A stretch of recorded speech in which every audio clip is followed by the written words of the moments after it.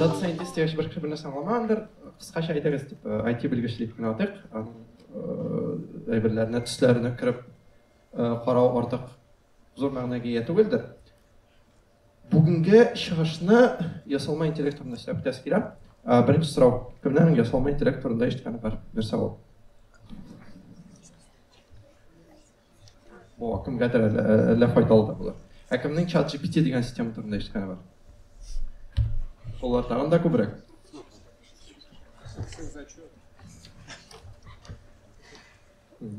Ярар. Слайды күткен арада тағын ең сұрау беріп боламын екен сізге. Ярар. Әліге сұрау берім, әліге сөйлеп кетем. Қысқаша өзім турында менің сөзім Сайдаш. Мен вышкал экономикада оқыдым, ана қазір школтықта оқып бітірем. Кішкене ChatGPT ярдәмендә диплом яздым. Соң белән өзімнің қолданыш турында сөйлеп кеткім келеді.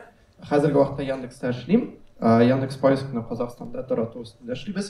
Һәм қызыклы фактларга келгәндә Яндекс Алисаны кемнәр белә? Ансын да беләсез. Вот менә ул казак телендә сөйләшә башлады. Кайчан татар телендә сөйләштерә башлыйбыз? Кемнең теләге бар? Ярар, бүген үк булмас, ләкин мин сезне ишеттем. Шулай, кыскача үзем турында шулай. Шулай ук тагын нәрсә әйтеп китәс килә. Икәнән карап торам да мин фикерләр әзрәк чыга башлады. Шулай, ясалма интеллект мәсьәләсе нә килгәндә, бу хәзерге менә бу елның яңалыгы, чөнки 2023 елны бик күпләр ясалма интеллект елы дип атадылар. Һәм чынлап ясалма интеллект өлкәсендә бик зур алгарыш нәкъ менә бу елда барлыкка килде.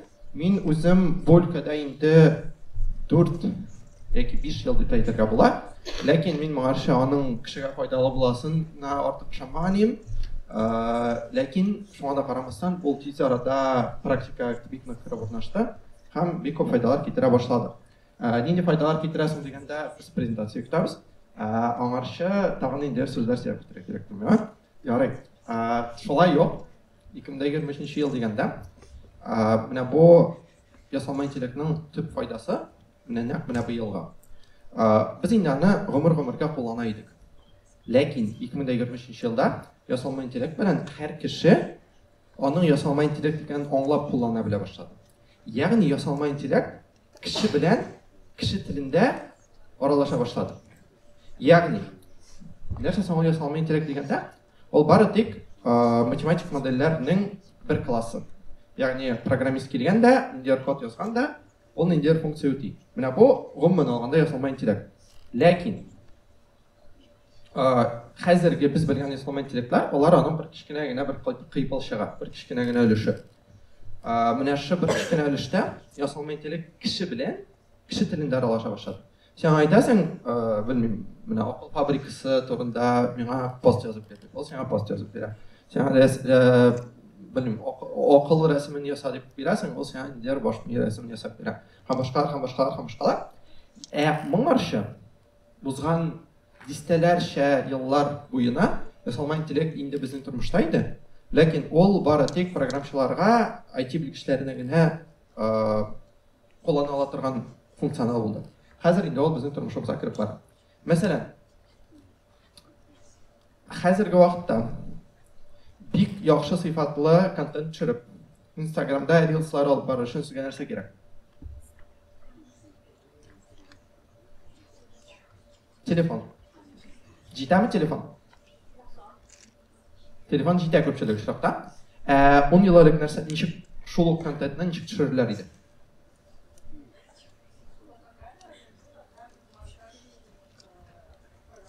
Монтаж программасы, өстәвенә микрофон, студия булса әле бик яхшы. Һәм менә шулар бөтенесе бер телефон киреп бетте. Сез ничек уйлыйсыз? Ни өчен телефон шул дәрәҗәгә җитте? Презентация барлыкка килә башлады. Ни өчен телефон шул дәрәҗәгә җитте? Безнең телефонда менә бу кичкенә генә тора торган камералар шулай көчләндеме? Җавап юк.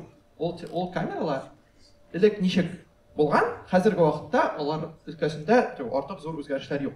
Ләкин бик көчле үзгәрешләр барлыкка килә телефонның үзенең ичендә. Телефон ясалма интеллект ярдәмендә сіз инде төшерергә дигән түймәгә басканча, ул сезгә 5, 6, 7, 8 кадр төшереп, шул 8 кадрны берләштереп, сезгә бик яхшы сыйфатлы кадрлар ясап бирә. Видео төшергәндә шулай. Әгәр дә мәсәлән сез видео төшергәндә тавышыгыз ни өчен бер телефонда яхшы яңгырый, икенче телефонда начар яңгырый дисәгез, ул микрофоннан түгел. Микрофоннан әлбәттә, ләкин телефонда утыручы ясалма интеллект алгоритмнары аны шулай ук яхшырта һәм яңа дәрәҗәгә җиткерә. Так, презентацияларга килде. Ура! Хәзер әзрәк сөйли башлыйбыз. Иҗат дөньясында ниләр көтә дип атадым мин презентацияны. Гомумән алганда дөньяны ниләр көтә дип тә җавап бирәм. Чөнки 5 елдан дөнья үзгәрәчәк. Хәзерге дөнья 5 елдан булмаячак. Һәм ни өчен? Һәм без хәзер беләчәкбез. Менә бу рәсемнәрне ниләр беләштерә дигәндә, сез миңа хәзер инде әйтеп бирәчәксез. Аларны ясалма интеллект ясап. Ясалма интеллект яки башкача татарча дөресрәк иттереп әйткәндә, шәкли фәһем ясап бирде. Ясалма ягъни шәкли, интеллект ул ягъни фәһем. Ләкин ясалма интеллект яки ясалма фәһем дигән сүзләрне мин күбрәк кулланам, чөнки ул барбар аңлаешлырак аудиториягә. Менә бу бүтән рәсемнәрне дә ясалма фәһем ясап бирде. Һәм менә инде мин әйтеп узганча, ясалма интеллект ул бик зур клашлы технологияләр җыелмасы. Аның эчендә утыра machine learning дигән өлкә, мин шуның белән шөгыльләнәм, минем профессиональ өлкә. Аның эчендә бар нейрошелтәрләр, аның эчендә бар deep learning дигән нейрошелтәрләр өлкәсе. Нейрошелтәр сүзен сездә шулай быел ишетә башлагансыздыр, әйбәт. Нейросеть дигән сүзне кемнең ишеткән? Ансын да белән ишетәм. Менә бит. Бүтән нәрсәне беләсез, сөйләсәләр. Ягъни, менә шу нейрошелтәрләр алар безгә яңадан яңа үрләрне ачырга мөмкинлек бирделәр. Һәм дөресрәге нейрошелтәрләр үзләре түгел, ә ул көчле нейрошелтәрләрне көчле иттереп кулланырга мөмкинлек бирүче компьютерлар. Чөнки нейрошелтәр эшләсен өчен сезгә бик күп компьютерлар кирәк. Менә шу без куллана торган, без күрә торган һәм без караячак нейрошелтәрләрне өйрәтү өчен зур корпорациялар $100 миллион акча тоталар. Берәр ай ул модельне өчен компьютерны эшләтәләр. Һәм шуның нәтиҗәсендә шундый нейрошелтәрләр барлыкка килә. Ягъни бу чынлап та компьютер өлкәсендә бик зур нагрузкага ия өлкәләр һәм аларның хәзер генә нәкъ менә быел барлыкка килүе, алар нәкъ менә шу компьютер өлкәсендәге үсешләргә илтеп бара. Чөнки теоретик яктан менә хәзерге без күрәчәк бүтән концептлар, алар инде 70-нче, 80-нче, 90-нчы елларда уйлап табылган һәм артык әллә ни яңалыккандай юк.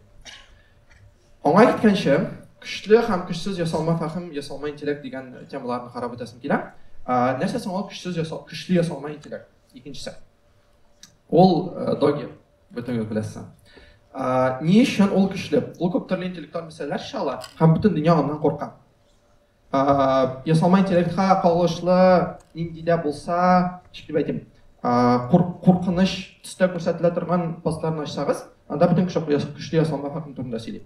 Хәзер роботлар барлыкка киләчәкләр, кешеләрне үтерәчәкләр, все роботлар гына яшәп калачак, все кешеләргә тормыш бетте. Менә бу көчле ясалма фәһем турында. 2, 3, 4, 5 ай элек, ярты ел элек, 1 ел элек, көчле ясалма фәһем тиздән булачак дип әйтүче булса, бүтән кеше шакалдап көлер иде.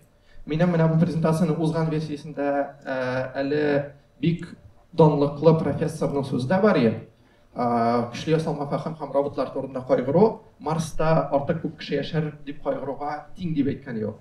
Ягъни ул теге күреп булмаслык нәрсә иде. Ләкин хәзерге вакытта инде көчле ясалма интеллект почти бар дип әйтүчеләр дә бар. Кайсы бер модельләрне көчле ясалма интеллект белән дә чагыштырып карыйлар. Шуңа хәзер без үзгәреш шигендә, изгездә калдыгыз. Ләкин гомумән алганда барбер күпчелек штатта бу көчле ясалма интеллект аны нәрсәгә өйрәтә, ул шуны эшли. Аны рәсем ясарга өйрәтәсез, ул рәсем ясый. Сез аны колл-центрда операторына җавап бирергә өйрәтәсез, ул сезгә җавап бирә. Кемнәргә телефоннарда роботлар шалтыратканы бар? Кредиттар лимиты анда ипотека нәрсәме тегесеме монсамы. Алар да шулай бик хәзер шалтыраталар. Менә бу көчле ясалма интеллектның бер мисалы булып тора. Һәм инде әйтеп узганымча 2023 ел ул инкыйлаб елы дип атыйм мин ясалма интеллект өлкәсендә. Чөнки ChatGPT исемле ясалма интеллект дөньяны үзгәртте. Хәзер вакытта элек ябык булган ясалма интеллект өлкәсе бүтән кешегә ачылды. Хәзер бөтен кеше кирип, үз теле белән язып, ясалма интеллект белән аралаша ала, һәм бу чынлап яңалык. Һәм бу чынлап бик зур үсеш дип әйтер идем. Чөнки әле 1-2 ел элек кенә я университетта яшьтә менә шундый модельләр белән эшләп караганда, алардан бер җүнле рәтле эш табып булмый. Без бик күп юллар белән бик күп эшләр эшләп карыйк, ләкин әллә ни файдасы юк. Менә бу ел инде сиңа программчы да булу кирәк түгел, сиңа математика белгече булырга да кирәк түгел, сиңа айтишник булу да кирәк түгел. Син бары тик ChatGPT-га кирип, ясалма интеллектның бөтен файдасын куллана башлыйсың. Шулай, киләчәк нинди соң дигәндә, минемчә инде 5 елдан яки тагында тизрәк, яки 10 елдан ансын без карарбыз. Машина булмыйча, машинасыз яшәп була, смартфонсыз беребез дә яшәй алмыйбыз. Кем бүгенге лекцияга смартфонсыз килде? Кемнең телефоны юк үзе белән? Каясыз? Юк андый кеше. Менә юк телефонсыз кеше хәзерге дөньяда. Шуның кебек ChatGPT-сез дә безнең яшәешебез булмаячак дип уйлыйм. 5 елдан. Шуңа күрә безгә моңа әзер булып торырга кирәк, аеруча яшь буыннарга. Безгә, чөнки безгә инде икътисадка кирип, безгә инде үзебезнең дөнья икътисадында урын табырга кирәк. Менә бу технологияларны кулланмыйча без яшәй алмаячакбыз, моның турында шулай әйтеп китә. Нәрсә эшли беләсең дигәндә, хәзер әзрәктәге затравка димме соң инде ChatGPT һәм башка системаларның ничек кулланылганын, аларның нәрсә эшли белгәнен кыскача мисалларда гына күрсәтеп китәм. Менә бу мисалларда сез артык нәрсә белә алмаячаксыз, ләкин менә нәрсә эшләп булачагын, нәрсә ничек эшләп булганын күреп, бәлки сез үзегезнең шөгыльләрегездә, үзегезнең эшләрегездә дә куллана ала башлыйсыз. Мәсәлән, текст яза беләсезме? Кем үзен текст яза белә дип уйлый? Кем яхшырак яза, сезме, ChatGPT-ме? Яхшы, әйдәгез тикшереп карыйбыз. Ярар, ансын инде башка вакытта калдырабыз. Ләкин текст язу өчен ChatGPT-да хәзер вакыт күп кирәкми. Менә икенче колонкада мин ChatGPT-га менә бүгенге минем чыгышка анонс ясарга куштым. Минем ул 15 секунд вакытны алды. Һәм ул миңа язып бирде. Ул барбер теге 2 сәгать буе текст язып утырудан күпкә җиңелрәк. Әлбәттә, кеше язган текст ул барбер ничектер сыйфатлырак, әгәр дә аны булдырып язганнар икән. Ләкин тегеннән моннан гына алып, тиз генә тотып аткан сообщениегә караганда, менә бу күпкә яхшырак булып чыга, әлбәттә. Шулай, креатив идеяләр кирәкме? ChatGPT-га киләбез, әйтәбез, менә мәсәлән, син миңа әйт, 10 идея ясалма интеллект турында нинди популяр лекция сөйләп була. Ул миңа 10 идея язып бирде. Миңа моның өчен кирәк булды 15 секунд. Кичә диплом яздым дидем шәһәрдә. Кичә мин диплом яздым. Мин видео иттереп күрсәтмәкче, ничек мин диплом язганда ChatGPT белән сөйләшкәнемне. Ләкин монда теге видео күренмәс дип курыктым, шуңа күрә скриншот кына китердем. Ләкин менә мин диплом язам. Миңа әйтәм, миңа литературный обзор ясарга кирәк. Нәрсә ничек мин языйм? Менә алай, менә моны яз, һәм монда алга таба бик зур список. ChatGPT-ның 4-нче версиясендә анда 3 сәгать эчендә 40 сорау бирергә була. Мен битердем кичә бөтенес. Шуңа күрә, менә хәзерге вакытта ChatGPT барлыкка килгәч, эшләү системасы үзгәрә. Хәзер сезгә уйлап, бик озак уйлап, бик озак фикерләп, бик озак идеяләр җыеп, үзегезнең баш мигезне битереп, менә шулай торып эшләү урынына бер эшне эшләп, аны ChatGPT-га биреп, аның ярдәмендә яңа идеяләр барлыкка китереп, шуларны уйлап, шулар арасында кайсы әйбәт икәнен сайлап, шуңа тагын да эшкәрәк кирип, эшләргә сезгә бик яхшы ярдәмче барлыкка килде. Менә моны исегездә тотыгыз, һәм бу чынлап киләчәк дөньясының бик зур технологияләрнең берсе була. Сез иҗат белгечеме, сез программчымы, сез финансистме, сез кем барыбер ясамамчык мәгъсәс. Бөтенегезгә файдасы киләчәк, исегездә калдырыгыз. Шулай, текст белән нәрсә эш бетми. Рәсемдә ясарга була. Мәсәлән, шулай мин видеодан гына скриншотлар итеп кенә киттем. Шуңа күрә шакалисты картинкалар өчен гафу итегез. Мәсәлән, менә монда яза башлаганнар. Orange fluffy. Ул апельсин ясап биргән. Orange fluffy cat eating. Менә пси ашый. Orange fluffy cat eating a piece of cheese on a green plate. Пси ашый яшел тәлинкәдән сыр. Туры киләме? Ничек ул аны аңлый? Мин дә белмим. Ләкин ул аңлый. Шуңа күрә менә иҗат өлкәсендә, мәсәлән, сез рәсем белән ничектер бәйле икәнсез, анимациялар белән бәйле икәнсез. Сезгә нәрсәнеңдер ничек күренгәнен беләсегез кирәк икән? Менә керәсез, язасыз. Мәсәлән, белмим, машина белән робот белән псине берләштерсәң нәрсә килеп чыга. Менә сезгә ниндидер менә шундый микс ясап бирә. Кешедән аермалы буларак, менә нәрсәсе мөһим.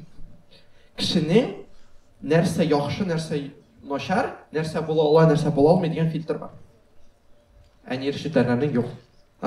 Бөтен интернетта күргән, карар интернетта күргән бөтен информацияны берләштереп, беренче күзлектән караганда теге берләштереп булмый торган нәрсәне дә берләштерә ала. Менә шул яктан бу бик чынлап яхшы өлкә булып тора. Мәсәлән, күгәрченнәр ясарак шушында. Ул күгәрченнәр ясаган. Аз гына усалрак яса дигән, усалрак ясаган, тагын да усалрак дигән, тагын да усалрак ясаган, тагын да усалрак дигән, тагын да усалрак һәм менә ультра мега усал күгәрченнәр урынга килгән. Шулай, ультра мега усал күгәрченнәр. Без аны үз алдыма китерә алабыз, ләкин менә нәкъ шулай итеп ясый алабызмы? Һәм 1 минут эчендә 5 рәсем ясый алабызмы? Юк, әлбәттә. Шуңа күрә менә күз алдыбызга нәрсәләр китерер өчен менә бик яхшы мөмкинлек. Хәзер ясап карагыз үзегез. Җайлы булган системалардан Яндекс Шедевр дигән приложениесе бар. Анда рәсем ясарга була. Әдәбият паркатка керегез. Эшләтеп карагыз. Хәзер 2-3 минутка сезнең игътибарыгыз юк, мин һәр нәрсә сөйләсәм дә була. Шуңа да карамастан хәмим әзрәк тагын берничә мисал күрсәтеп китердем.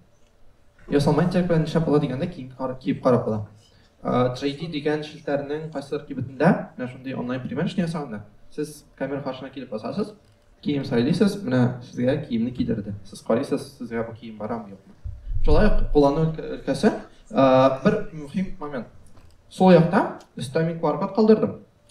Менә булар бөтенесе видео форматта, презентациядә күренмәс, бәлки ачык булмас, бәлки дип куркып, мин аны бөтенесен аттым безнең чатка. Ясалма интеллектка багышланган ачык университетның акыл фабрикасына. Шунда кирип карый аласыз. Менә бу бөтен мин күрсәткән скриншотларның видеолары анда бар. Instagram күптән түгел, берәр атна элек, ялгышмасам, менә шундый функционал чыгарды. Сез керәсез Instagramга, басасыз кнопкага, сезнең фонны алып ата. Так, монда әйбер бармы? Поинтер. Ладно, куллана белмим. Ширемнәрне алып атма, конечно. Ширемнәре калган, күреп торасыз. Ләкин фонны алыштырып, менә анда аста язган берәү, surrounded by puppies дигән. Янда этләр дигән. Вот менә этләр ясап куйды. Шулай Instagramда да бу функционал инде барлыкка килә. Рәсәйдәге Instagramда ул бармы икән, юкмы икән әлегә белмим. Юк дип беләм, дөресрәге. Чөнки Рәсәйгә барысы да бик соңрак барлыкка килеп җитә. Шунда карамастан, инде Instagramда бу функционал бар. Һәм сез менә шундый функционалларны күрәчәксез 1 ел эчендә үзегезнең яраткан кушымталарыгызда. CapCut булсын, Instagram булсын, тагын нәрсә булсын, бөтенесен белеп бетермим, ләкин бөтенесендә дә булачак. Менә бу картинка ни өчен монда дип уйлыйсыз?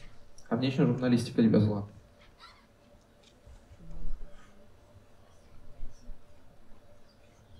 Идеялар? Бәлки бу журналистиканың бетү турында рәсем. Юк. Бик яхшы гипотеза, миңа бик ошый. Журналистика өчен чынлап бетәчәк. 5 елдан. Шуңа да карамастан бу рәсем башка әйбер турында.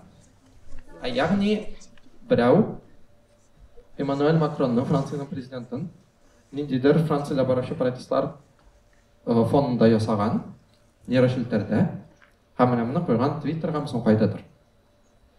Һәм моны дистәләгән мең кеше карап, дистәләгән мең кеше репост ясап, инде чынлап яңалык итеп җиткергәннәр. Бу фотка юк шул барлыкта. Менә опять-таки нейрошелтәр ясаган. Шуңа күрә хәзерге вакытның бик зур куркынычы, әгәр дә сез Telegramда, телефонда, интернетта, WhatsAppта, кайда да булса, берәр туганыгызның сезгә нәрсәләр язып җибәргән күрсәтеп күрәсез икән, ышанмагыз. Мине үземнең тавыш белән, үземнең видео белән, видео связь аша сезгә шалтыраттыра алалар. есегізде қалдырыңыз. Шуңа күрә бүтін туғандарыңыз менән әгәр дә бер кеше сездән акча сорый икән, килешеп куягыз. Менә бу код сүзне әйтмичә мин сиңа акча бирмим. Шуңа күрә хәзерге вакытта менә бу нейрошелтәр белән бәйле куркынычлар артканнан арта. Күптән түгел күргән име әле Альберт Абишакиров та моны кулланып инде бер видеосын шулай чыгарган иде. Нәкъ үзенең тавышы белән, нәкъ үзенең сүзләре белән, нәкъ үзенең лексикасы белән видео сөйли, авыз сөйләми. Шуңа күрә нейрошелтәрләрнең менә шулай торып кулланылышында әзер булыгыз һәм үзегезне алдарга бирмәгез. Менә бу безнең киләсе тормышның бик зур куркынычының берсе булып тора.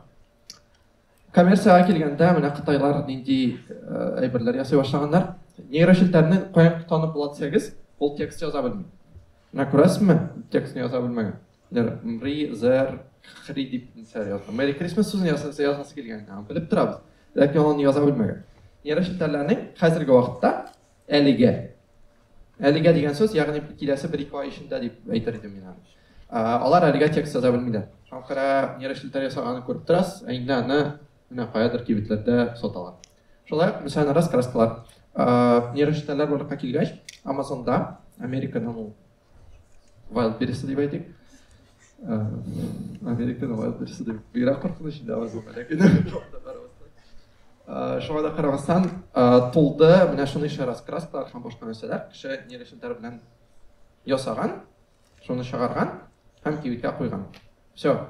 Раскраскалар кирәк түгел. Бер кеше ясый алмый алар, чөнки барыбер нейрошелтәрләр ясый, һәм бәя төшеп бетте һәм инде менә бу тормышның раскраска ясаучы кешеләрнең эше всё, тамам. Профессия кирәк түгел.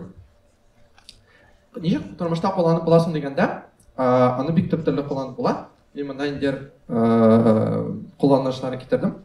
Мәсәлән, Иннополиста йөрүче шоферсыз машина, шулай ясалмай интеллектта корылган. Сезнең YouTube'ка кергәч, Wildberries'ка кергәч, Рәсәйдә әйтергә ярамаган соцшелтәрләргә кергәч, шул ук акыллы ленталар. Алар шулай ясалмай интеллектта корылган һәм дистәләгән, йөзләгән, миллионнар, миллиардлар менә шул акыллы лентаны әз генә яхшыртыр өчен тотыла. Чөнки компаниялар шунчалык монда бик зур акча эшли. Автоматик рәвештә текстлар язу, анимация, рәсем ясау, стиль үзгәртү, киберсаклану чаралары, кибералдалау чаралары, онлайн тьюторлар, бөтенесе барлыкка киләләр. Укыту мәсьәләсендә, мәсәлән, Яндекс Учебник дигән сервис бар. Анда инде егъазәләү курсларында онлайн тьютор барлыкка килде. Ягъни сез информатика буенча егъазәләнгәндә тест эшлисез. Теге шунда чатка кирип язасыз, менә бу нәрсәне аңланы дип, һәм сезгә ясалма интеллект менә шу соравыгызга сразу җавап бирәчәк. Шулай финанс модельләр төзү, рак күзәнәкләрен табу һәм башка өлкәләрдә ясалма интеллект кулланыла. Ул барып бөтен җирдә. Миннән күргәнегез. Ләкин бик мөһим бер момент бар. Нәрсәне белергә кирәк. Ясалма интеллект яңалык тудыра белми. Ул бары тик аның хәтере бик нык тирән, бездекеннән күпкә тирәнрәк. Ул бездән күпкә тизрәк уйлый. Шуның аркасында кешене кайда менә шулай итеп үзгәртеп була? Уйлау һәм белү көче белән. Ул безне үзгәртәчәк. Шуңа күрә безгә нишләргә кирәк?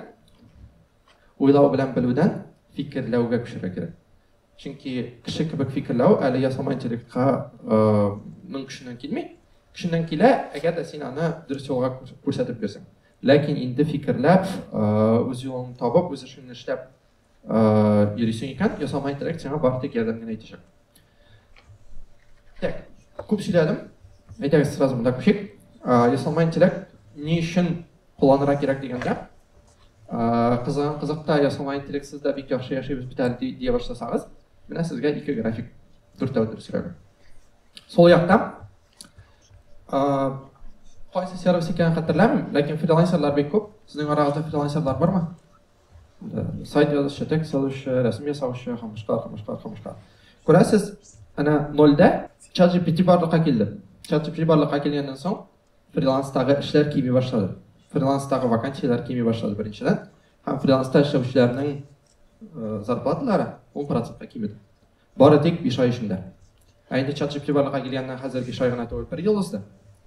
Һәм чынлап фриланста эшләп була торган гади эшләрне ChatGPT көчле шартлар кешеләр тизрәк эшли. Чөнки аңа берәр ай сиңа нәрсә кирәк икәнен аңлатырга кирәкми. Үзең тиз генә кирип, үзең тиз генә эшләп ошоның нәрсә күрсәткәнен карап була. Шуңа күрә фриланста эшләү бер яктан авырайды, ләкин икенче яктан җиңеләйде. Чөнки сез фриланста эшләп була торган бөтен эшне үзегез ChatGPT ярдәмендә эшләп, аны кешегә сата аласыз. Исегездә тотыгыз. Һәм шулай ук ChatGPT безне алыштырмыймы соң дигәндә, бик күп институцияләр, бик күп компанияләр, бик зур экспериментлар уздырды. Кыскача менә бу ике график нәрсәне аңлатасың. Әгәр дә сез эшне булдырмыйча эшлисез икән, сез компаниянең иң начар эшләренең берсе икән, сезгә ChatGPT бик нык булышачак. Ике як икесендә дә сол якта график. Менә кеше 43%-ка күпкә яхшырак эшли башлый. ChatGPT-ни кулланганга күрә. Ләкин сез болай да бик яхшы эшче һәм сездән акыллырак кеше икән компаниядә, сез бары тик 17%-ка гына эшегезне яхшырта алачаксыз. Ягъни 200-300-400 еллык бакча казыр өчен көрәк тотып, бакчага чыгып, бакча казырга кирәк булган. Һәм монда кем физик яктан көчлерәк, шул яхшырак, тизрәк бакча казый торган булган. Анда барлыкка килде тракторлар. Всё, уже безгә хәзер физик көч кирәкми. Тракторга утырып, тракторны кабызып, трактор белән бакча казып чыгу күпкә җиңелрәк. Шуның кебек ChatGPT барлыкка килгәч тә бик күп эшләрне элеккечә эшләргә ярамый. Трактор барында сез көрәк белән бакча казыйсыз икән, әйе, сезнең физик көчегез артачак, ләкин аннан артык әллә ни файда китерә алмаячаксыз үзегезгә. Шуның кебек ChatGPT барлыкка килгәч, аны ничек кулланысын белеп, һәм башка бөтен гомумән нейрошелтәрләрне ничек кулланысын өйрәнеп, шуны куллана башлау безнең өчен бик мөһим адым булып тора. Шуңа күрә без Райнурмындамы? Райнурны күрмим, Райнурмында түгел. Райнур белән тиздән нәшри ясалма интернет буенча ачык университетта курс чыгарабыз. Кушылыгыз безнең чатта барлык информация булачак, сорауларыгызны шунда бирсәгез була. Кызыклы материаллар барысы шунда булачак. Игътибарыгызга бик зур рәхмәт.